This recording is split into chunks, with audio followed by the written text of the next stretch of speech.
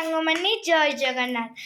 ଆଜି ହେଉଛି ବଡ଼ ଓଷା ଆଉ ବଡ଼ ଓଷା ଉପଲକ୍ଷେ ଆପଣମାନଙ୍କୁ ବହୁତ ଶୁଭକାମନା।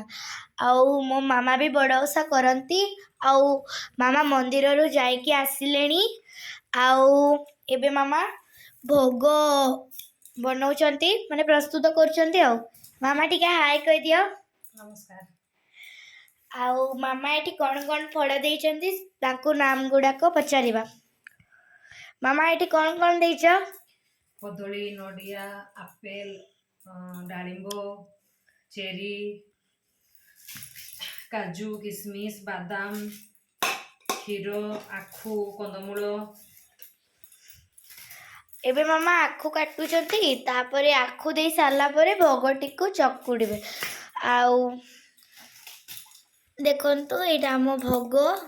ଏବେ ମାମା ଭୋଗଟିକୁ ଚକୁଡ଼ୁଛନ୍ତି। ଆଉ ଆମର ଭୋଗଟା ପ୍ରସ୍ତୁତ ହେଇଯାଇଛି। ଏବେ ମାମା ବାଣ୍ଟିବା ପାଇଁ ପ୍ରସ୍ତୁତ କରୁଛନ୍ତି। ଏ ଦେଖନ୍ତୁ ଚଉତିରେ ଏବେ ବାଢ଼ୁଛନ୍ତି। ତାହେଲେ ମୋର ବ୍ଲଗ୍ଟା ଏତିକି ପର୍ଯ୍ୟନ୍ତ ଥିଲା। ରହିଲି। ଜୟ ଜଗନ୍ନାଥ।